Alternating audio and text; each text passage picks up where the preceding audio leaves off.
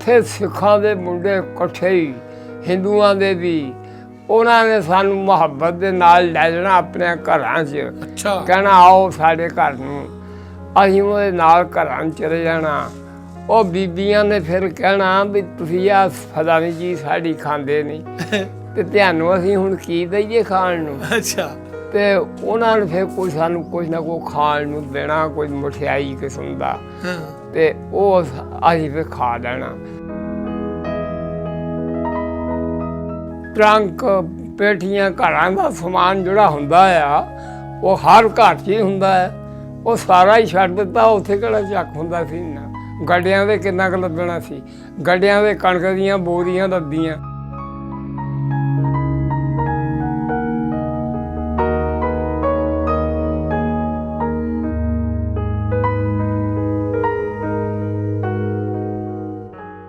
ਚੜ੍ਹਦੇ ਅਤੇ ਲਹਿੰਦੇ ਪੰਜਾਬ ਤੇ ਪੂਰੀ ਦੁਨੀਆ ਦੇ ਵਿੱਚ ਜਿੱਥੇ ਜਿੱਥੇ ਵੀ ਇੰਡੋਜ਼ ਟੀਵੀ ਦੀ ਟਰਾਂਸਮਿਸ਼ਨ ਵੇਖੀ ਜਾਂਦੀ ਹੈ, ਸਭ ਨੂੰ ਅਸਲਾਮ ਅਲੈਕੁਮ ਤੇ ਸਤਿ ਸ੍ਰੀ ਅਕਾਲ। ਤੁਸੀਂ ਵੇਖ ਰਹੇ ਹੋ ਇੰਡੋਜ਼ ਟੀਵੀ ਆਸਟ੍ਰੇਲੀਆ ਤੇ ਪਾਕਿਸਤਾਨ ਦੇ ਵਿੱਚ ਚੱਕ ਨੰਬਰ 106 ਦੇ ਵਿੱਚ, ਯਾਨੀ ਕਿ ਭਗਤ ਸਿੰਘ ਦਾ ਗਵਾਂਢੀ ਪਿੰਡ ਜਿਹੜਾ ਹੈਗਾ, ਉੱਥੇ ਅਸੀਂ ਮੌਜੂਦ ਹਾਂ। ਸਾਡੇ ਨਾਲ ਇੱਕ ਬਾਬਾ ਜੀ ਮੌਜੂਦ ਨੇ ਜਿਹੜੇ ਕਿ ਹਿੰਦੁਸਤਾਨ ਦੇ ਵਿੱਚੋਂ ਆਏ ਨੇ। ਜਦੋਂ ਗੱਲ ਹਿੰਦੁਸਤਾਨ ਦੀ ਹੁੰਦੀ ਹੈ ਤੇ ਸਭ ਤੋਂ ਪਹਿਲਾਂ ਵੰਡ ਜਿਹੜੀ ਹੈਗੀ ਆ ਉਹ ਜ਼ੇਨ ਜਾਂਦੀ ਹੈ। ਤੇ ਵੰਡ ਦੀ ਕਹਾਣੀ ਜਿਹੜੀ ਹੈ, ਇਸ ਪ੍ਰੋਗਰਾਮ ਦਾ ਜਿਹਦਾ ਨਾਮ ਹੈ ਹੰਝੂਆਂ ਦੀ ਵੰਡ, ਉਹਦੇ ਵਿੱਚ ਇਸ ਵੰਡ ਦੀ ਕਹਾਣੀ ਤੁਹਾਡੇ ਨਾਲ ਸ਼ੇਅਰ ਕਰਨ ਜਾ ਰਹੇ।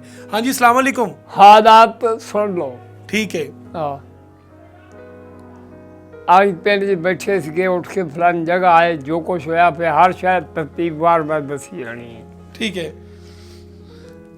ਸਭ ਤੋਂ ਪਹਿਲਾਂ ਮੈਨੂੰ ਇਹ ਦੱਸੋ ਬਾਬਾ ਜੀ ਕਿ ਤੁਹਾਡਾ ਨਾਂ ਕੀ ਹੈ? ਮੇਰਾ ਨਾਂ ਹਾਕਮ ਅਲੀ ਹੈ।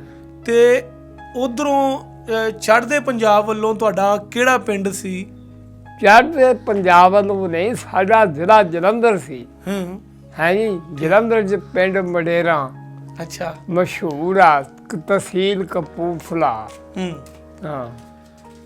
ਤਾਂ ਮੈਨੂੰ ਇਹ ਦੱਸੋ ਤੁਸੀਂ ਕਿ ਸਭ ਤੋਂ ਪਹਿਲੇ ਜਦੋਂ ਤੁਸੀਂ ਹਿੰਦੁਸਤਾਨ ਜਾਂ ਜਲੰਧਰ ਮੌਜੂਦ ਸੀ, ਉਸ ਵੇਲੇ ਜਦੋਂ ਵੰਡ ਦੀ ਗੱਲਬਾਤ ਹੋਈ ਹੈ ਜਾਂ ਜਦੋਂ ਵੰਡ ਦਾ ਐਲਾਨ ਹੋਇਆ ਵਾ, ਉਸ ਵੇਲੇ ਕਿੰਨੀ ਕੁ ਉਮਰ ਸੀ ਤੁਹਾਡੀ? ਮੇਰੀ ਉਮਰ ਤੇ 8 ਸਾਲ ਸੀ, 8-9 ਸਾਲ ਬਸ।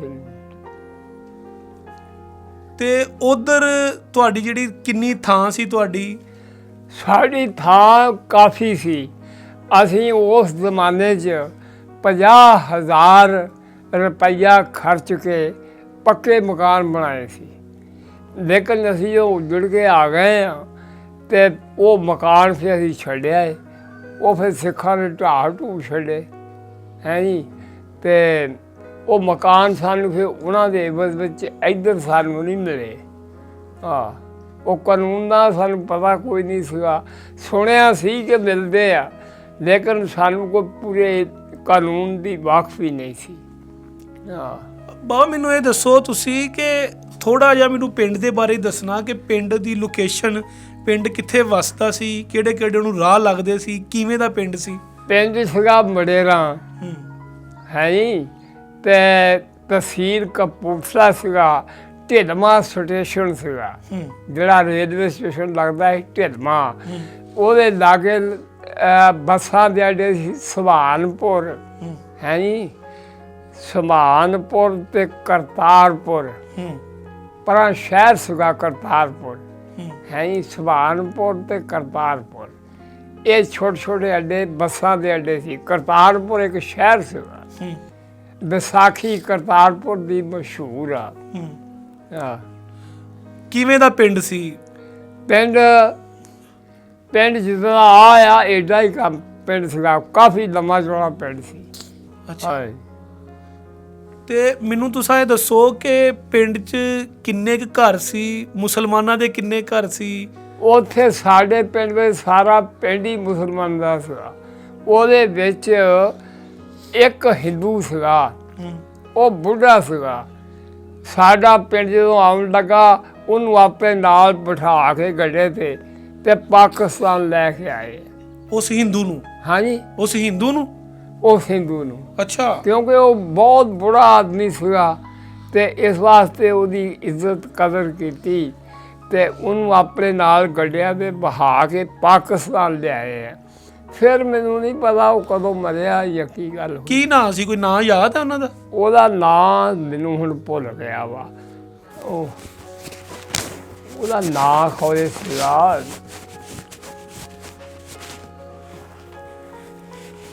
ਨਾ ਉਦੋਂ ਤੇ ਬਹੁਤ ਚਿਰ ਯਾਦ ਰਿਹਾ ਵਾ। ਅੱਛਾ।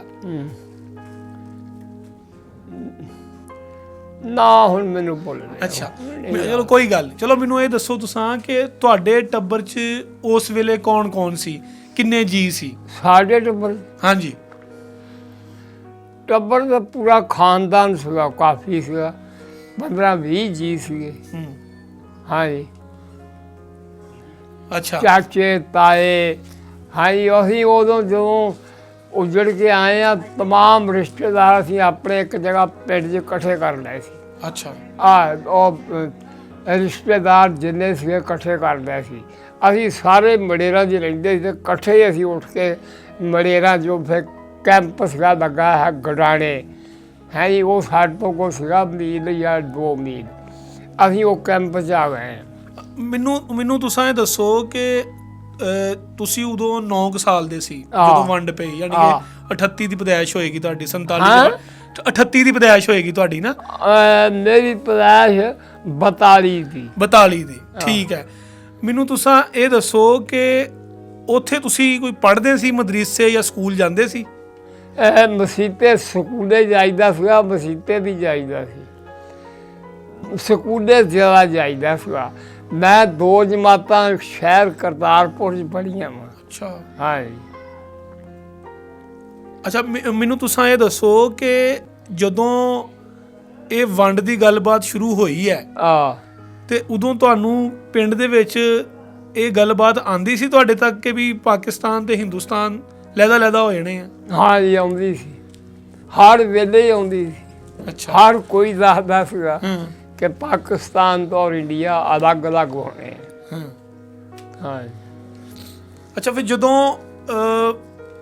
ਐਲਾਨ ਹੋਇਆ ਵੰਡ ਦਾ, ਉਸ ਤੋਂ ਬਾਅਦ ਯਾਨੀ ਕਿੰਨੇ ਚਿਰ ਬਾਅਦ, ਕਿਉਂਕਿ ਬਹੁਤ ਸਾਰੇ ਬਜ਼ੁਰਗ ਕਹਿੰਦੇ ਨੇ ਕਿ ਅਸੀਂ ਇਸ ਗੱਲ ਨੂੰ ਮਜ਼ਾਕ ਹੀ ਸਮਝਿਆ ਕਿ ਇਹ ਨਹੀਂ ਹੋਣਾ, ਵੰਡ ਨਹੀਂ ਹੋਣੀ, ਐਵੇਂ ਗੱਲਾਂ ਹੀ ਕਰਦੇ ਨੇ।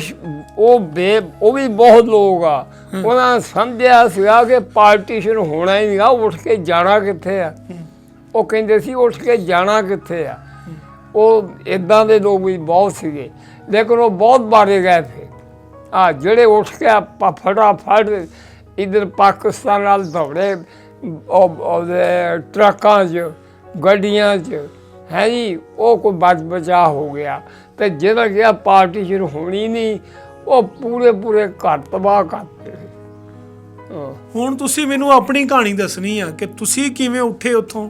ਅਸੀਂ ਉੱਥੋਂ, ਸਾਡਾ ਪਿੰਡ ਜਿਹੜਾ ਸੀਗਾ ਬਹੁਤ ਤਕੜਾ ਸੀ, ਬੜੇ ਤਕੜੇ ਲੋਕਾਂ ਦਾ ਪਿੰਡ ਸੀ, ਬੜੇ ਬਹਾਦਰ ਲੋਕ ਸੀ ਸਾਡੇ ਪਿੰਡ ਵਿੱਚ। ਸਾਡਾ ਪਿੰਡ ਡਰਦਾ ਨਹੀਂ ਸੀ ਕਿਸੇ ਤੋਂ ਵੀ। ਸਿੱਖ ਸੁੱਖ ਦੇ ਸਾਥ ਉੱਦਾਂ ਹੀ ਲਾੜੇ ਲਾਗਾ ਨਾ ਸੁਣ ਕੇ ਨਹੀਂ ਸੀ ਆਉਂਦੇ। ਅਤੇ ਉਹ ਜਦੋਂ ਦੇਖਿਆ ਨਾ ਵੀ ਸਾਰੇ ਲਾਗਲੇ ਸ਼ਾਗਲੇ ਪਿੰਡ ਉੱਠ ਗਏ ਆ, ਅਤੇ ਸਾਡੇ ਪਿੰਡ ਦਾ ਇੱਕ ਚੌਧਰੀ ਰੀਮਾ ਸੀਗਾ, ਉਹਨੇ ਫਿਰ ਐਲਾਨ ਕੀਤਾ ਅਸਰ ਵੇਲੇ। ਉਹਨੇ ਕਿਹਾ ਉਹ ਪਿੰਡ ਵਾਲੇ, ਉਹ ਗੱਲ ਇਹ ਆ, ਤਮਾਮ ਦੁਨੀਆ ਦੇ ਲਾਗਲੇ ਸ਼ਾਗਲੇ ਪਿੰਡ ਜਿਹੜੇ ਉਜੜ ਗਏ ਆ, ਅਤੇ ਮੈਂ ਵੀ ਆ ਬਿਸਰਾ ਲਗਾ ਬਣਨ, ਗੱਡਾ ਮੈਂ ਲਗਾ ਲੱਗਣ, ਤੁਹਾਡੀ ਮਰਜ਼ੀ ਆ ਬੈਠੇ ਰਹੋ ਅਤੇ ਮਰਜ਼ੀ ਆ ਤੇ ਮੇਰੇ ਨਾਲ ਆਓ। ਇੱਥੇ ਬਹਿਣਾ ਹੁਣ ਬੜਾ ਔਖਾ ਆ, ਹਰ ਵੇਲੇ ਰਾਤ ਦਿਨ ਖਤਰੇ ਆ ਸਿੱਖਾਂ ਦੇ ਜਸਿਆਂ ਦੇ। ਉਹ ਇਹ ਸੀਗਾ, ਉਹ ਲਾਗੇ ਸ਼ਾਗਲੇ ਪਿੰਡ ਜਿਹੜੇ ਸੀਗੇ ਉਹ ਸਾਰੇ ਸਿੱਖਾਂ ਦੇ ਸੀਗੇ, ਅਤੇ ਉਹ ਹਰ ਵੇਲੇ ਖਤਰਾ ਰਹਿੰਦਾ ਸੀਗਾ। ਹਰ ਪਿੰਡ ਦੇ ਜਿੰਨੇ ਬੰਦੇ ਸੀਗੇ ਸਾਰੇ ਰਾਤ ਪਹਿਰਦੇ ਹੁੰਦੇ ਸੀ। ਅਤੇ ਉਹ ਫਿਰ ਉੱਥੋਂ ਜਦੋਂ ਉਹ ਉੱਠਿਆ ਵਾ, ਅਤੇ ਉਹ ਨਾਲ ਹੀ ਫਿਰ ਅਸਰ ਵੇਲੇ ਸਾਰਾ ਪਿੰਡ ਹੀ ਉੱਠ ਕੇ ਗਡਾਣੇ ਕੈਂਪ 'ਚ ਆ ਗਿਆ। ਉੱਥੇ ਗਡਾਣੇ ਕੈਂਪ 'ਚ ਫਿਰ ਅਸੀਂ 15 ਕੁ ਦਿਨ ਰਹੇ ਹਾਂ। ਉੱਥੇ ਫਿਰ ਕਹਿਰ ਸਿੰਘ ਇੱਕ ਆਇਆ ਸਿੱਖ, ਉਹ ਆਇਆ ਸੀ ਹਿੰਦੁਸਤਾਨ 'ਤੇ ਕੈਂਪ 'ਤੇ ਹਮਲਾ ਕਰਨ। ਉਹ ਕੈਂਪ ਦੀ ਹਿਫਾਜ਼ਤ ਵਾਸਤੇ ਉਹ ਫੌਜੀ ਬਿਠਾਏ ਸੀਗੇ ਗੌਰਮੈਂਟ ਨੇ। ਉਹ ਫੌਜੀ ਸਾਡੇ ਇਲਾਕੇ ਦੇ ਨਹੀਂ ਸੀਗੇ, ਉਹ ਸ਼ਾਇਦ ਪਿੰਡੀ ਜੇਲਮ ਜਾਂ ਗੁਜਰਾਤ ਦੇ ਸੀ। ਸਹੀ। ਮੈਂ ਉਹਨਾਂ ਕੋਲ ਜਾ ਕੇ ਬਹਿੰਦਾ ਰਿਹਾ ਤੇ ਮੈਂ ਉਹਨਾਂ ਦੀ ਬੋਲੀ ਕੋਈ ਹੋਰ ਸੀ। ਉਹ ਜਦੋਂ ਫਿਰ ਉੱਥੇ ਕਹਿਰ ਸਿੰਘ ਆਇਆ, ਉਹਦਾ ਨਾਂ ਸੀ ਕਹਿਰ ਸਿੰਘ, ਉਹਨੇ ਫਿਰ ਆ ਕੇ ਕਤਲੋ ਗਾਰਦ ਸ਼ੁਰੂ ਕੀਤੀ ਗਿਆ। ਉਹ ਫੌਜੀਆਂ ਨੂੰ ਫਿਰ ਗੋਲੀ ਚਲਾਈ ਹੈ ਜੀ। ਉਹ ਫਿਰ ਤਮਾਮ ਉਹ ਸਿੱਖ ਜਿਹੜੇ ਸੀਗੇ ਜਸੇ ਦੇ ਨਾਲ ਆਏ ਮਾਰੇ ਗਏ। ਕਹਿਰ ਸਿੰਘ ਵੀ ਮਾਰਿਆ ਗਿਆ। ਜਿਹੜੀ ਸੁਣਨ ਵਿੱਚ ਗੱਲ ਆਈ। ਅੱਛਾ, ਮੈਨੂੰ ਤੁਸੀਂ ਇਹ ਦੱਸੋ ਕਿ ਤੁਸੀਂ ਜਦੋਂ ਪਿੰਡ ਛੱਡਿਆ ਜਾਂ ਘਰ ਛੱਡਿਆ ਆਪਣਾ, ਉਸ ਵੇਲੇ ਕੀ ਛੱਡਿਆ, ਕੀ ਸੀ ਕੋਲ? ਸਾਡੇ ਕੋਲ ਜੋ ਕੁਛ ਵੀ ਸੀਗਾ ਸਭ ਕੁਝ ਛੱਡ ਦਿੱਤਾ। ਟਰੰਕ, ਪੇਟੀਆਂ, ਘਰਾਂ ਦਾ ਸਮਾਨ ਜਿਹੜਾ ਹੁੰਦਾ ਆ ਉਹ ਹਰ ਘਰ 'ਚ ਹੀ ਹੁੰਦਾ ਹੈ, ਉਹ ਸਾਰਾ ਹੀ ਛੱਡ ਦਿੱਤਾ। ਉੱਥੇ ਕਿਹੜਾ ਚੱਕ ਹੁੰਦਾ ਸੀ ਨਾ, ਗੱਡਿਆਂ ਦੇ ਕਿੰਨਾ ਕੁ ਲੱਦਣਾ ਸੀ। ਗੱਡਿਆਂ ਦੇ ਕਣਕ ਦੀਆਂ ਬੋਰੀਆਂ ਲੱਦੀਆਂ ਹੈ ਜਿਹੜੀਆਂ ਖਾਣੀਆਂ ਸੀਗੀਆਂ, ਬਸ ਹੋਰ ਕੋਈ ਖਾਸ ਚੀਜ਼ ਨਹੀਂ ਸੀ। ਕੋਈ ਤਰੀਕ ਯਾਦ ਆ ਕਿ ਇਸ ਤਰੀਕ ਤੇ ਤੁਸੀਂ ਉੱਠੇ ਹੋ ਪਿੰਡੋਂ ਆਪਣੇ? ਹਾਂ, ਕੋਈ ਤਰੀਕ ਯਾਦ ਆ? ਮੈਂ ਕਿਹਾ ਕਿਸ ਤਰੀਕ ਉੱਠੇ ਹੋ ਤੁਸੀਂ ਪਿੰਡੋਂ? ਅਸੀਂ ਉੱਠੇ ਹਾਂ ਜੀ ਉਦੋਂ ਇਹੋ ਹੀ ਮੌਸਮ ਸੀਗਾ ਹੈ ਜੀ। ਉਹ ਮਾਰਚ ਅਪ੍ਰੈਲ, ਅਸੀਂ ਮਾਰਚ ਵਿੱਚ ਹੀ ਉੱਠ ਰਹੇ ਹਾਂ ਪਹਿਲੇ। ਪਹਿਲੇ ਮਾਰਚ ਵਿੱਚ ਹੀ ਉੱਠ ਰਹੇ। ਕੈਂਪ 'ਚ ਆ ਗਏ ਹਾਂ। ਕੈਂਪ 'ਚ ਅਸੀਂ 15 ਦਿਨ ਰਹੇ ਹਾਂ। ਉੱਥੇ ਫਿਰ ਕੈਂਪ ਵਿੱਚ ਉਹ ਕਹਿਰ ਸਿੰਘ ਨੇ ਹਮਲਾ ਕੀਤਾ, ਸਿੱਖ ਨੇ। ਉਹ ਫਿਰ ਫੌਜੀਆਂ ਨੇ ਉਹਨੂੰ ਰੋਕਿਆ ਹੈ ਜੀ। ਸੁਣਨ ਚਾਹੀਦਾ ਹੈ ਵੀ ਉਹ ਕਹਿਰ ਸਿੰਘ ਮਾਰਿਆ ਗਿਆ ਜਾਂ ਉਹਦੇ ਨਾਲ ਜਿਹੜੇ ਸਾਥੀ ਉਹ ਵੀ ਮਾਰੇ ਗਏ ਅਤੇ ਕੈਂਪ ਬਚ ਗਿਆ ਸੀਗਾ। ਕੈਂਪ ਨੂੰ ਫਿਰ ਉੱਥੋਂ ਚਲਾਇਆ। ਕੈਂਪ ਨੂੰ ਫਿਰ ਰਾਤ ਕੱਢੀ ਆ ਉੱਥੇ ਬਿਆਸਾ ਦਰਿਆ ਦੇ ਪੁੱਲ 'ਤੇ। ਬਿਆਸਾ ਦਰਿਆ ਸੀ ਸਾਡੇ ਲਾਗੇ, ਉਹਦਾ ਪੁੱਲ ਸੀ, ਉੱਥੇ ਰਾਤ ਕੱਢੀ ਆ। ਉੱਥੇ ਰਾਤ ਗੱਡੀ ਖੜੀ ਹੋਈ ਆ ਮੁਸਲਮਾਨਾਂ ਦੀ, ਦਿੱਲੀਓਂ ਆਈ ਆ। ਔਰ ਡਰਾਈਵਰ ਜਿਹੜਾ ਸੀ ਉਹ ਸੀਗਾ ਹਿੰਦੂ, ਲੇਕਿਨ ਉਹ ਮੁਸਲਮਾਨ ਬਣ ਗਿਆ। ਉਹਨੇ ਕਿਹਾ ਸੀ ਮੈਂ ਮੁਸਲਮਾਨ ਹਾਂ ਅਤੇ ਇਹ ਗੱਡੀ ਜਾਣੀ ਹੈ ਪਾਕਿਸਤਾਨ। ਉਹ ਗੱਡੀ ਮੁਸਲਮਾਨਾਂ ਨਾਲ ਭਰ ਗਈ। ਗੱਡੀ 'ਚ ਥੋੜ੍ਹੇ ਬੰਦੇ ਬਹਿੰਦੇ। ਤੁਹਾਡੇ ਨਾਲ ਤਾਂ ਨਹੀਂ ਕੋਈ ਹੋਇਆ ਇੱਦਾਂ ਦੀ ਗੱਲਬਾਤ? ਨਹੀਂ, ਅਸੀਂ ਨਹੀਂ, ਸਾਡੇ ਨਾਲ ਅੱਲਾ ਰਹਿ ਨਹੀਂ ਗਿਆ। ਅੱਛਾ, ਕੋਈ ਐਸੀ ਬਾਤ ਨਹੀਂ। ਤੁਸੀਂ ਜਿਹੜਾ ਹੈਗਾ ਉਹ ਖੈਰ ਖੈਰੀਅਤ ਨਾਲ ਹੈਗਾ? ਖੈਰ ਖਰੀਦਣਾ ਹੈ, ਸਾਨੂੰ ਕੋਈ ਤੱਤੀ ਬਾਬ ਨਹੀਂ ਲੱਗੀ। ਅਸੀਂ ਕੈਂਪ 'ਚ ਆਏ ਹਾਂ ਅਤੇ ਆਰਾਮ ਨਾਲ ਆਏ ਹਾਂ। ਸਾਡੇ ਕੋਲ ਖਾਣ ਪੀਣ ਦਾ ਸਮਾਨ ਸੀਗਾ, ਉਹ ਆਪਣਾ ਖਾਂਦੇ ਪੀਂਦੇ ਆਏ ਹਾਂ। ਅਸੀਂ ਉੱਥੋਂ ਬਿਆਸਾ ਦਰਿਆ ਤੋਂ ਅੱਗੇ ਨਿਕਲੇ ਹਾਂ ਅਤੇ ਉਹ ਜਿਹੜਾ ਜਿੰਨਾ ਕੁ ਯਾਦ ਆ ਖਲਚੀਆਂ ਅੱਡਾ ਆਇਆ। ਖਲਚੀਆਂ ਅੱਲਾ ਜਾਣੇ ਕਿੱਥੇ ਆ। ਖਲਚੀਆਂ ਦੇ ਵਿੱਚ ਇਹ ਆ ਕਿ ਉੱਤੋਂ ਬਾਰਿਸ਼ ਹੁੰਦੀ ਸੀ, ਥੱਲਿਓਂ ਸਿੱਖਾਂ ਨੇ ਪਾਣੀ ਛੱਡ ਦਿੱਤਾ। ਉਹ ਗੱਡੇ ਸਾਰੇ ਪਾਣੀ 'ਚ ਡੁੱਬ ਗਏ ਅਤੇ ਉੱਥੇ ਫਿਰ ਦੁਨੀਆ ਬਹੁਤ ਬੜੀ ਸਰਦੀ ਨਾਲ ਜਾਂ ਬਿਮਾਰੀਆਂ ਨਾਲ ਸੜਕਾਂ 'ਤੇ ਬੰਦੇ ਮਰੇ ਹੈ ਰੁਲਦੇ ਫਿਰਦੇ ਸੀ। ਉੱਥੋਂ ਫਿਰ ਨਿਕਲੇ ਅਤੇ ਅੰਮ੍ਰਿਤਸਰ ਆਏ। ਅੱਛਾ। ਅੰਮ੍ਰਿਤਸਰ ਜਦੋਂ ਅਸੀਂ ਕ੍ਰਾਸ ਕਰ ਰਹੇ ਸੀਗੇ ਅਤੇ ਪਿੱਛੋਂ ਜਨਾਬ ਸਿੱਖਾਂ ਨੇ ਫਿਰ ਹਮਲਾ ਕਰਤਾ। ਅੱਧਾ ਕੈਂਪ ਅੰਮ੍ਰਿਤਸਰ ਦੇ ਵਿੱਚੋਂ ਕ੍ਰਾਸ ਕਰ ਰਿਹਾ ਸੀਗਾ ਪਾਕਿਸਤਾਨ, ਅਤੇ ਉਹ ਪਿੱਛੋਂ ਫਿਰ ਉਹਨਾਂ ਸਿੱਖਾਂ ਨੇ ਹਮਲਾ ਕਰਤਾ। ਅੱਧਾ ਕੈਂਪ ਉਹਨਾਂ ਨੇ ਕਤਲੋ ਗਾਰਤ ਕੀਤੀ। ਫਿਰ ਉਹ ਫੋਨ ਕੀਤਾ ਕਿਸੇ ਨੇ ਲਾਹੌਰੋਂ ਫਿਰ ਫੌਜੀ ਗੱਡੀਆਂ ਗਈਆਂ। ਉਹ ਮੈਂ ਇੱਕ ਸਿਆਣਾ ਬੰਦਾ ਮੇਰੇ ਕੋਲ ਬੈਠਾ, ਮੈਂ ਯਾਰ ਹਵਾ ਨਾਲ ਗੱਲਾਂ ਕਰਦੀਆਂ ਜਾਂਦੀਆਂ ਗੱਡੀਆਂ, ਅਤੇ ਇਹ ਕੌਣ, ਇਹ ਗੱਡੀਆਂ ਕਿੱਥੋਂ ਆਈਆਂ, ਕੌਣ ਆ? ਉਹਨੇ ਕਿਹਾ ਪਿੱਛੇ ਸਿੱਖਾਂ ਨੇ ਹਮਲਾ ਕਰਤਾ ਅਤੇ ਇਹ ਆਈਆਂ ਗੱਡੀਆਂ ਫੌਜ ਦੀਆਂ, ਇਹ ਨਾ ਆਈਆਂ ਉਹ ਸਿੱਖਾਂ ਨੂੰ ਰੋਕਣ ਵਾਸਤੇ ਕਤਲੋ ਗਾਰਤ। ਉਹਨਾਂ ਫਿਰ ਜਾ ਕੇ ਉਹ ਪਲੈਨ ਕਰਨਾ ਜਾਂ ਜੋ ਕੁਛ ਸੀਗਾ ਉਹਨਾਂ ਫਿਰ ਚਲਾਇਆ ਅਤੇ ਉਹ ਫਿਰ ਸਿੱਖ ਨੱਠ ਗਏ ਹੈ ਜੀ। ਅਤੇ ਅਸੀਂ ਖੈਰ ਖਰੀਦਣਾ ਅੰਮ੍ਰਿਤਸਰ ਕ੍ਰਾਸ ਕਰਕੇ ਆ ਗਏ। ਅੱਛਾ। ਮੈਨੂੰ ਤੁਸੀਂ ਇਹ ਦੱਸੋ ਕਿ ਪਿੰਡ ਤੁਹਾਨੂੰ ਯਾਦ ਆ ਹਲੇ ਵੀ ਸਾਰਾ ਕਿਵੇਂ ਦਾ ਸੀ? ਪਿੰਡ ਦੀ ਇੱਕ ਇੱਕ ਗੱਲ ਯਾਦ ਆ, ਇੱਕ ਇੱਕ ਥਾਂ ਯਾਦ ਆ ਹੈ ਪਿੰਡ ਭੋਲਾ ਹੁੰਦਾ ਜਿੱਥੇ ਪਦਾਇਸ਼ ਤੋਂ ਲੈ ਕੇ ਉੱਥੇ ਉਮਰ ਗੁਜ਼ਾਰੀ ਤੇ ਉਹ ਕਿਹੜਾ ਸਾਨੂੰ ਭੁੱਲਣਾ ਹੁੰਦਾ। ਕੋਈ ਪਿੰਡ ਦਾ ਕੋਈ ਵਾਕਿਆ ਯਾਦ ਆ, ਕੋਈ ਕੋਈ ਐਸੀ ਗੱਲ, ਕੋਈ ਪਿਆਰ ਵਾਲੀ ਮੁਹੱਬਤ ਵਾਲੀ ਕੋਈ ਗੱਲ, ਕੋਈ ਇਸ ਵਾਕਿਆ ਤਰ੍ਹਾਂ ਦੀ ਕਿੱਦਾਂ ਗੱਲ? ਦਾ? ਕੋਈ ਵਾਕਿਆ, ਕੋਈ ਕਿਸੇ ਬਚਪਨ ਦਾ ਕੋਈ ਤੁਹਾਡਾ ਵਾਕਿਆ ਹੋਵੇ, ਕੋਈ ਸਕੂਲ ਜਾਂਦਿਆਂ ਦਾ, ਕੋਈ ਮਦਰਸੇ ਜਾਂਦਿਆਂ ਦਾ? ਕੋਈ ਐਸੇ ਵਾਕਿਆ ਤੇ ਨਹੀਂ ਹੈਗੇ। ਉਦੋਂ ਇਹ ਸੀਗਾ ਬਈ ਰੌਲਾ ਪਿਆ ਸੀਗਾ ਹੈ ਜੀ, ਦੁਨੀਆ ਆਪਣੇ ਆਪ ਦੇ ਫਿਕਰ ਵਿੱਚ ਸੀ। ਕੋਈ ਐਸਾ ਵਾਕਿਆ ਨਹੀਂ। ਕੋਈ ਖੇਡ ਖੂਡ, ਹਾਂ? ਕੋਈ ਖੇਡ ਵਗੈਰਾ, ਕੋਈ ਮੇਲਾ ਲੱਗਦਾ ਹੋਵੇ? ਸ਼ਾਦੀ ਵਿਆਹਾਂ ਕਿੱਦਾਂ ਦੀਆਂ ਹੁੰਦੀਆਂ ਸੀ? ਸਾਡੇ ਪਿੰਡ ਮੇਲਾ ਲੱਗਦਾ ਸੀ। ਇੱਕ ਬਜ਼ੁਰਗ ਸੀਗੇ ਫਤਿਹ ਮੁਹੰਮਦ, ਅੱਛਾ, ਉਹਨਾਂ ਦਾ ਮੇਲਾ ਲੱਗਦਾ ਸੀ ਸਾਲ ਬਾਅਦ। ਹਾਂ ਹਾਂਜੀ, ਤੇ ਲੰਬੜਦਾਰ ਸੀਗਾ ਇਕਬਾਲ ਲੰਬੜਦਾਰ, ਹਾਂ, ਉਹ ਲੰਬੜਦਾਰ ਸੀ ਪਿੰਡ ਦਾ ਹੂੰ। ਹੈ ਜੀ। ਕਿਵੇਂ ਦਾ ਮੇਲਾ ਭਖਦਾ ਸੀ ਇਹ ਦੱਸੋ ਜ਼ਰਾ। ਉਹ ਬੜਾ ਮੇਲਾ ਭਰਦਾ ਸੀਗਾ ਜੀ। ਅੱਛਾ, ਹਾਂ, ਸਾਰਾ ਪਿੰਡ ਹਾਜ਼ਰ ਹੁੰਦਾ ਸੀਗਾ। ਬੁੜੀਆਂ ਚੂਰਮੇ ਕੁੱਟ ਕੇ ਲਿਆਉਂਦੀਆਂ ਹਾਂ ਤੇ ਹਿੰਦਣੀਆਂ ਵੀ, ਸਿੱਖਣੀਆਂ ਵੀ, ਮੁਸਲਮਾਨਣੀਆਂ ਵੀ, ਸਾਰੇ ਉੱਥੇ ਚੂਰਮਾ ਚਾੜਦੇ। ਹਾਂ ਉਹਦਾ ਫੈਜ਼ ਹਰ ਕਿਸੇ ਨੂੰ ਸੀਗਾ। ਹਾਂ। ਹਾਂ, ਉਹ ਏਦਾਂ ਸੀ। ਵਿਆਹ ਸ਼ਾਦੀ ਕਿਵੇਂ ਹੁੰਦੇ ਸੀ? ਵਿਆਹ ਉਸ ਵੇਲੇ ਸ਼ਾਦੀ 'ਚ? ਜਿੱਦਾਂ ਇੱਧਰ ਹੁੰਦੇ ਆ ਏਦਾਂ ਹੀ ਉੱਧਰ ਹੁੰਦੇ ਸੀ। ਇਹੀ ਰਸਮਾਂ, ਇਹੀ ਸਾਰੇ? ਇਹੋ ਹੀ ਰਸਮਾਂ, ਇਹੋ ਹੀ ਹਰਸ਼। ਅੱਛਾ, ਹਾਂਜੀ, ਉਹ ਜਿਹਦੀ ਸ਼ਾਦੀ ਹੋਣੀ ਹਾਂ ਉਹਨੇ ਆਪਣੇ ਸਾਥੀਆਂ ਨੂੰ ਦੱਸਣਾ ਕਿ ਮੇਰੀ ਸ਼ਾਦੀ ਆ ਤੇ ਤੂੰ ਮੇਰੇ ਨਾਲ ਜਾਣਾ, ਮੇਰੀ ਸ਼ਰਤ ਤੇ ਆਉਣਾ। ਹਾਂ ਹਾਂ ਉਹਨਾਂ ਨੇ ਉਹ ਪੱਗਾਂ ਜਿਹੜੀਆਂ ਵਾ ਉਹ ਫਿਰ ਰੰਗਦਾਰ ਰੰਗਾਉਣੀਆਂ, ਹਾਂ। ਔਰ ਪੱਗਾਂ ਕਈ ਰੰਗਾਂ ਦੀਆਂ ਹੁੰਦੀਆਂ। ਅੱਛਾ, ਤੇ ਜਦੋਂ ਜੱਜ ਨਿਕਲਦੀ ਉਹ ਪੱਗਾਂ ਸਾਰੀਆਂ ਉੱਤਰਦੇ ਵਾਲੇ ਕੁੰਡੇ ਦੇ ਬੱਗ ਬੰਨ੍ਹਦੇ ਤੇ ਫਿਰ ਐਡੀ ਉਹ ਸੋਹਣੇ ਲੱਗਦੇ ਨਾ, ਕੀ ਕਹਿਣ ਦੀਆਂ ਗੱਲਾਂ। ਹਾਂ, ਉਹ ਜ਼ਮਾਨੇ ਦੇ ਇਦਾਂ ਸੀ।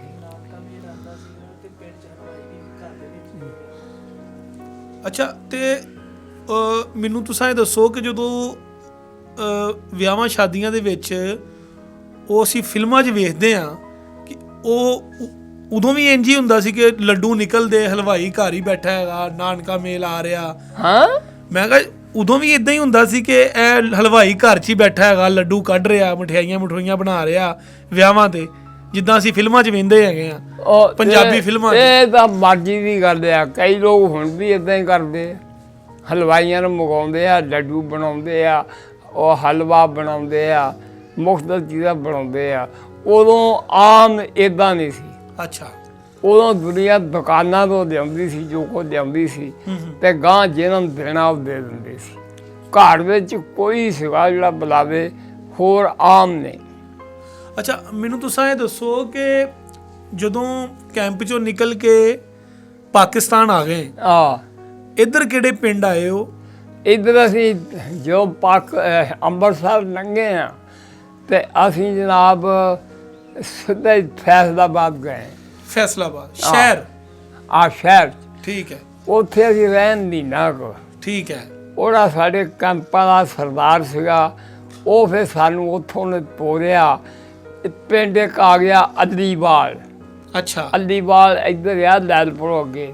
ਠੀਕ ਹੈ। ਉੱਥੇ ਅਸੀਂ ਰਹੇ ਹਾਂ ਕੋਈ 5-7 ਦਿਨ। ਹਾਂ ਫਿਰ ਉਹਨੇ ਉੱਥੋਂ ਸਾਨੂੰ ਲੈ ਗਿਆ ਸੇਨੇ ਪਿੰਡ ਵੀ, ਇੱਕ ਸੇਮਾ ਆ, ਹਾਂ। ਸੇਮਾ ਵੀ ਪਿੰਡ ਆ ਇੱਕ, ਉੱਥੋਂ ਕੋਈ 5-6 ਮੀਲ ਆ। ਅੱਛਾ, ਸੇਨੇ ਲੈ ਗਿਆ। ਸੇਨੇ ਅਸੀਂ ਰਹਿਣ ਮਹੀਨਾ ਕੁ ਤੇ ਫਿਰ ਸੇਨੇ ਸਾਨੂੰ ਈਦ ਆਈ ਆ, ਉਹ ਛੋਟੀ ਕਿ ਵੱਡੀ ਜਿਹੜੀ ਸੀਗੀ, ਉਹ ਈਦ ਅਸੀਂ ਸੇਨੇ ਕੀਤੀ ਆ। ਫਿਰ 75 'ਚ ਗਏ ਆ। ਹਾਂ 75 'ਚ ਅਸੀਂ ਪੂਰਾ ਮਹੀਨਾ ਗਏ ਆ। ਅੱਛਾ, 75 ਦੇ ਉੱਥੋਂ ਕੋਈ 2 ਮੀਲ ਆ ਤੇ ਚੰਗਾ ਪਿੰਡ ਭਾਰਾ ਆ। ਫਿਰ ਉਹ ਸਾਨੂੰ ਉੱਥੋਂ ਲੈ ਗਿਆ 306 'ਚ। ਉੱਥੇ ਉਹਦੇ ਕੋਲ ਰਿਸ਼ਤੇਦਾਰ ਸੀਗੇ। ਉਹ 306 'ਚੋਂ ਅਸੀਂ ਫਿਰ ਵਾਪਸ ਆਏ ਹਾਂ। ਅਸੀਂ ਤਾਂ ਇੱਥੇ ਆ ਗਏ ਅਸੀਂ ਇਸ ਪਿੰਡ। ਅੱਛਾ, ਤੇ ਇੱਦਾਂ ਹੀ ਆ। ਫਿਰ ਕਿਸੇ ਦੇ ਸਾਡਾ ਇੱਕ ਚਾਚਾ ਸੀਗਾ, ਉਹ ਸਾਨੂੰ ਇੱਥੇ ਲੈ ਆਇਆ। 106 'ਚ? ਹਾਂ 106 'ਚ? ਹਾਂ 106 'ਚ? ਹਾਂਜੀ ਇੱਥੇ 106। ਅੱਛਾ, ਉਹਨੇ ਕਿਹਾ ਤੁਸੀਂ ਇੱਥੇ ਰਹੋ। ਔਰ ਜਿੰਨੇ ਵੀ ਇਹਨਾਂ ਦੇ ਭਰਾ ਸੀਗੇ ਉਹਨਾਂ ਸਾਰਿਆਂ ਨੂੰ ਬੁਲਾ ਲਿਆਂਦਾ। ਇੱਕ ਮਿੰਟ ਕੁਮਰੀ ਸੀਗਾ ਉਹਨੂੰ ਵੀ ਲਿਆਂਦਾ, ਬੁਲਾ ਕੇ ਲਿਆਂਦਾ ਇੱਥੇ, ਹੈ ਜੀ। ਉਹ ਹੁਣ ਆਉਂਦੇ, ਅਸੀਂ ਤਾਂ ਇੱਥੇ ਰਹਿੰਦੇ। ਮੈਨੂੰ ਤੁਸੀਂ ਇਹ ਦੱਸੋ ਕਿ ਮਾਸ਼ਾਅੱਲਾ 82-83 ਸਾਲ ਤੁਹਾਡੀ ਉਮਰ ਹੋ ਗਈ ਹੈ। ਅੱਲਾਹ ਤਾਲਾ ਤੁਹਾਨੂੰ ਜ਼ਿੰਦਗੀ ਹਯਾਤੀ ਦੇਵੇ ਹੋਰ। ਤੇ ਜਿੱਥੇ ਬੰਦਾ ਪੈਦਾ ਹੁੰਦਾ ਉਹਦੀ ਯਾਦ ਆਉਂਦੀ ਹੈ। ਤੁਹਾਨੂੰ ਹਲੇ ਵੀ ਆਪਣਾ ਪਿੰਡ ਯਾਦ ਆਉਂਦਾ? ਪਿੰਡ ਯਾਦ ਆਉਂਦਾ ਆ, ਹਾਂਜੀ। ਪਿੰਡ ਕਿਤੇ ਭੁੱਲਦਾ ਹੈ, ਪਿੰਡ ਯਾਦ ਆਉਂਦਾ ਵਾ। ਅਸੀਂ ਢਿਲਮਾ ਸ਼ਹਿਰ ਸੀਗਾ ਤੇ ਸਟੇਸ਼ਨ ਰੇਲਵੇ ਵੀ ਸੀਗਾ। ਅਸੀਂ ਉੱਥੇ ਪੜ੍ਹਦੇ ਰਹੇ ਹਾਂ। ਉੱਥੇ ਦੂਸਰੀ ਜਮਾਤ 'ਚ ਮੈਂ ਪੜ੍ਹਦਾ ਸੀ। ਜਦੋਂ ਇੱਧਰ ਆਇਆ ਮੈਂ 2 ਜਮਾਤਾਂ ਪਾਸ ਸੀਗਾ ਅਤੇ ਇੱਧਰ ਆ ਕੇ ਫਿਰ ਪਹਿਲੀ 'ਚ ਦਾਖਲਾ ਲਿਆ।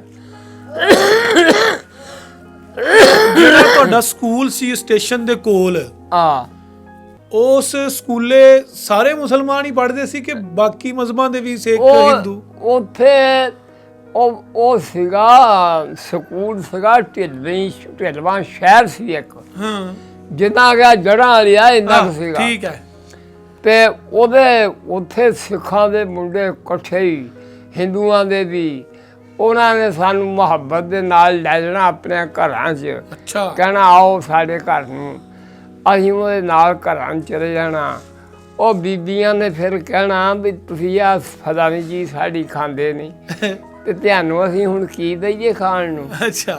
ਤੇ ਉਹਨਾਂ ਨੇ ਫਿਰ ਕੋਈ ਸਾਨੂੰ ਕੁਛ ਨਾ ਕੋਈ ਖਾਣ ਨੂੰ ਦੇਣਾ, ਕੋਈ ਮਠਿਆਈ ਕਿਸਮ ਦਾ, ਤੇ ਉਹ ਅਸੀਂ ਫਿਰ ਖਾ ਲੈਣਾ। ਤੇ ਉਹ ਰੋਜ਼ ਹੀ ਉਹਨਾਂ ਦੇ ਘਰਾਂ 'ਚ ਅਸੀਂ ਜਾਣਾ। ਫਿਰ ਤੇ ਉਹ ਅਸੀਂ ਫਿਰ ਕਦੀ ਕਦੀ ਉਹ ਜੋ ਸਕੂਲੇ ਜਾਣਾ, ਉਹਨਾਂ ਦੀਆਂ ਹਿੰਦੂਆਂ ਦੀਆਂ ਦੁਕਾਨਾਂ ਸੀਗੀਆਂ, ਉਹ ਜਿਹੜੀਆਂ ਉਹ ਆਲੇ ਲੂਣ ਬਸਾਰ ਸੋਡਾ, ਉਹਨਾਂ ਸਾਨੂੰ ਇੱਕ ਲੱਪ ਮੂੰਗਫਲੀ ਪਾਉਣੀ ਸਾਡੀ ਝੋਲੀ, ਇੱਕ ਅੱਧੀ ਅੱਧੀ ਦੇਸੀ ਗੁੜ ਦੀ ਦੇਣੀ ਅਤੇ ਕਹਿਣਾ ਚੌਧਰੀਆਂ ਦੇ ਮੁੰਡਿਓ ਜਾਓ ਖਾਂਦੇ ਜਾਓ।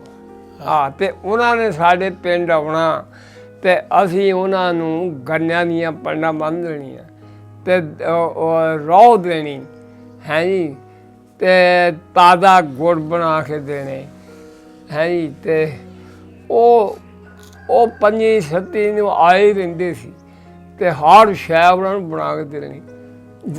ਸਕਿਆ ਭਰਾਵਾਂ ਨਾਲ ਜ਼ਿਆਦਾ ਮੁਹੱਬਤ ਹੁੰਦੀ ਸੀ। ਅੱਛਾ, ਇੰਨੀ ਮੁਹੱਬਤ ਸੀ, ਬੜਾ ਗੂੜਾ ਪਿਆਰ ਸੀ। ਫਿਰ ਘੱਟ ਵੱਧ ਕਿਉਂ ਹੋਈ ਬਾਬਾ ਜੀ? ਘੱਟ ਵੱਧ ਤਾਂ ਫਿਰ ਸਾਰੀ ਦੁਨੀਆ ਤੋਂ ਸ਼ੁਰੂ ਹੋ ਗਈ। ਉਹਨਾਂ ਲੋਕਾਂ ਨਾਲ ਜਿਹਨਾਂ ਨਾਲ ਸਾਡਾ ਪਿਆਰ ਸੀਗਾ ਸਾਡੇ ਕੋਲ ਨਹੀਂ ਆਏ। ਉਹਨਾਂ ਸਾਨੂੰ ਬਚਾ ਕੇ ਰੱਖਿਆ। ਉਹਨਾਂ ਸਾਨੂੰ ਕਿਹਾ ਪਰਵਾਹ ਨਾ ਕਰੋ, ਅਸੀਂ ਪਹਿਲਾਂ ਮਰਨਾ ਅਤੇ ਫਿਰ ਤੁਹਾਨੂੰ ਕੋਈ ਮਾਰੂ ਆ ਕੇ। ਉਹ ਸਾਡੇ ਗਾੜੀ ਸੀਨਾ ਤਾਣ ਕੇ ਖੜੇ ਰਹੇ। ਉਹ ਸਾਡੇ ਨਾਲ ਅੰਮ੍ਰਿਤਸਰ ਨੰਗਾ ਕੇ ਗਏ। ਵਾਹ ਵਾਹ। ਉਹਨਾਂ ਕਿਹਾ ਤੁਹਾਡਾ ਨੁਕਸਾਨ ਉਹ ਕੌਣ ਆ ਕਰਨ ਵਾਲਾ, ਅਸੀਂ ਨਹੀਂ ਹੋਣ ਦਿੰਦੇ, ਅਸੀਂ ਸਾਰੇ ਮਰ ਜਾਵਾਂਗੇ, ਤੁਹਾਡਾ ਇੱਕ ਬੰਦਾ ਨਹੀਂ ਮਰਨ ਦੇਣਾ ਅਸੀਂ। ਇੱਦਾਂ ਦੇ ਬੰਦੇ। ਕਿਉਂਕਿ ਜਿੰਨੀਆਂ ਵੀ ਵੰਡ ਦੀਆਂ ਕਹਾਣੀਆਂ ਕੀਤੀਆਂ ਨਾ ਅਸੀਂ, ਤੇ ਇਹੀ ਗੱਲ ਸੁਣੀ ਕਿ ਬਈ ਸਿੱਖਾਂ ਨੇ ਵੰਡਤੇ ਤੇ ਸਿੱਖ ਕਹਿੰਦੇ ਜੀ ਮੁਸਲਮਾਨਾਂ ਨੇ ਵੰਡਤੇ, ਲੇਕਿਨ ਇੰਨਾ ਮੁਹੱਬਤ ਹੋਣ ਦੇ ਬਾਵਜੂਦ ਜਿੱਦਾਂ ਤੁਸੀਂ ਦੱਸ ਰਹੇ ਹੋ ਕਿ ਮਠਿਆਈਆਂ ਉਹਨਾਂ ਨੇ ਦੇਣੀਆਂ, ਸਾਡੇ ਘਰਾਂ ਜਾਣੀਆਂ, ਉਹ ਇੱਕ ਜਿੱਦਾਂ ਕੌਣ ਲੋਕ ਸੀ ਜਿਹੜੇ ਇਹ ਕਰ ਗਏ ਨੇ? ਉਹ ਹੁਣ ਸਾਰੇ ਵੀ ਇੱਕੋ ਜਿਹੇ ਨਹੀਂ ਨਾ ਹੁਣ। ਸਹੀ। ਹੁਣ 100 ਬੰਦਾ ਆ, 100 ਬੰਦੇ ਦੇ 50 ਮੁਹਿੰਮ ਵੀ ਹੈਗੇ ਆ, ਖੈਰ ਖਾ ਹੈਗੇ ਆ, 50 ਨੇ ਫਿਰ ਕਤਲੋਗਾਤ ਕਰਨ ਵਾਲੇ ਵੀ ਹੈਗੇ ਆ, ਜਿਹੜੀ ਬੰਦੇ ਹਰ ਕਿਸਮ ਦੇ ਮੌਜੂਦ ਹੁੰਦੇ। ਹਾਂਜੀ, ਇਵੇਂ। ਤੇ ਉਹ ਜਿਹੜੇ ਸਕੂਲੇ ਤੁਹਾਡੇ ਯਾਰ ਸੱਜਣ ਸੀ ਹਿੰਦੂਆਂ ਦੇ ਜਾਂ ਸਿੱਖਾਂ ਦੇ, ਉਹਨਾਂ ਦਾ ਕੋਈ ਨਾਮ ਪੱਤਰ ਯਾਦ? ਸਾਨੂੰ ਕੋਈ ਬੱਚੇ ਸੀਗੇ 17-18 ਸਾਲਾਂ ਦੇ, ਉਹ ਸਾਨੂੰ ਕੋਈ ਨਾਂ ਨਹੀਂ ਯਾਦ। ਉਹਨਾਂ ਦਾ ਕੋਈ ਦਿਨ ਤਿਉਹਾਰ ਕੋਈ ਮਨਾਇਆ ਕਦੀ? ਕੋਈ ਦੀਵਾਲੀ, ਕੋਈ ਏਦਾਂ ਦੀ ਸ਼ੈ? ਤਿਉਹਾਰ ਉਹ ਦੀਵਾਲੀ ਹੁੰਦੀ ਸੀ ਤੇ ਦੀਵਾਲੀ ਵਾਲੇ ਦਿਨ ਉਹਨਾਂ ਨੇ ਕਹਿਣਾ ਸਾਡੇ ਘਰ ਆਇਓ ਤੇ ਉਹ ਮਠਿਆਈ ਖਿਲਾਉਣੀ। ਅੱਛਾ। ਤੇ ਏਦਾਂ ਸੀ। ਅੱਛਾ ਬਾਬਾ ਜੀ, ਤੁਹਾਡਾ ਬਹੁਤਾ ਵੇਲਾ ਨਹੀਂ ਅਸੀਂ ਲੈਣਾ ਹੈਗਾ। ਆਖਰੀ ਗੱਲ ਮੈਨੂੰ ਤੁਸੀਂ ਇਹ ਦੱਸਣਾ ਹੁਣ ਕਿ ਤੁਸੀਂ ਮਾਸ਼ਾਅੱਲਾ ਪੜ੍ਹੇ ਲਿਖੇ ਵੀ ਹੋ ਤੁਹਾਨੂੰ ਬਹੁਤ ਸਾਰੀਆਂ ਸ਼ੈਵਾਂ ਦਾ ਪਤਾ ਵੀ ਹੈ, ਮੌਜੂਦਾ ਦੌਰ ਦੀਆਂ ਵੀ। ਤੁਸੀਂ ਇਹ ਮੈਨੂੰ ਦੱਸੋ ਕਿ ਕੀ ਇਹ ਵੰਡ ਹੋਣੀ ਚਾਹੀਦੀ ਸੀ? ਹਾਂ, ਇਹ ਵੰਡ ਹੋਣੀ ਚਾਹੀਦੀ ਸੀ? ਅਸੀਂ ਇਹਦੇ ਕੀ ਫੈਸਲੇ ਕਰਨੇ ਆ? ਵੈਸੇ ਤੁਹਾਡੀ ਕੀ ਰਾਏ ਹੈ? ਸਾਡੀ ਕਾਹਦੀ ਰਾਏ ਹੁੰਦੀ ਆ? ਮੁਹੰਮਦ ਅਲੀ ਜਿਨਾਹ ਹਾਂਜੀ, ਤੇ ਉਹ ਗਾਂਧੀ, ਉਹ ਇਕਬਾਲ, ਅਲਾਮਾ ਇਕਬਾਲ ਤੇ ਮੁਹੰਮਦ ਅਲੀ ਜੌਹਰ, ਹਾਂਜੀ, ਤੇ ਸ਼ੌਕਤ ਅਲੀ ਜੌਹਰ, ਤੇ ਉਹਦੇ ਇਦਾਂ ਦੇ ਬੰਦੇ ਸੀਗੇ। ਜਦੋਂ ਉਹਨਾਂ ਨੇ ਵੰਡ ਕਰਨੀ ਮਨਜ਼ੂਰ ਕਰ ਲਈ ਤੇ ਤੂੰ ਮੈਂ ਉੱਥੇ ਕੀ ਵਿਚਾਰੇ। ਹਾਂ, ਉਹ ਤੇ ਬੜੇ ਅਕਲ ਵਾਲੇ ਲੋਕ ਸੀਗੇ, ਉਹਨਾਂ ਜੋ ਕੀਤਾ ਠੀਕ ਕੀਤਾ। ਹਾਂ, ਹੁਣ ਜਿਹੜੇ ਨਹੀਂ ਇੱਧਰ ਆਏ ਉਹਨਾਂ ਦਾ ਹਾਲ ਦੇਖੋ ਉੱਥੇ ਕੀ ਹੋਣ ਡਿਆ। ਮੁਸਲਮਾਨ ਉਹਨਾਂ ਦਾ ਹਾਲ ਦੇਖੋ ਕੀ ਹੋਣ ਡਿਆ, ਨਾ ਕੋਈ ਇੱਜ਼ਤ ਮਹਿਫੂਜ਼, ਨਾ ਕੋਈ ਜਾਨ ਮਹਿਫੂਜ਼। ਆ ਕਸ਼ਮੀਰੀਆਂ ਦਾ ਹਾਲ ਕੀ ਹੋਣ ਡਿਆ, ਰੋਜ਼ ਅਖਬਾਰਾਂ 'ਚ ਆਉਂਦਾ। ਚਲੋ ਠੀਕ ਹੈ ਬਾਬਾ ਜੀ, ਬਹੁਤ ਚੰਗਾ ਲੱਗਾ ਤੁਹਾਡੇ ਨਾਲ ਗੱਲ ਕਰਕੇ। ਹਾਂਜੀ, ਤਗੜੇ ਰਹੋ, ਬਹੁਤ ਸ਼ੁਕਰੀਆ। ਹਾਂਜੀ, ਅੱਲਾ ਖੈਰ।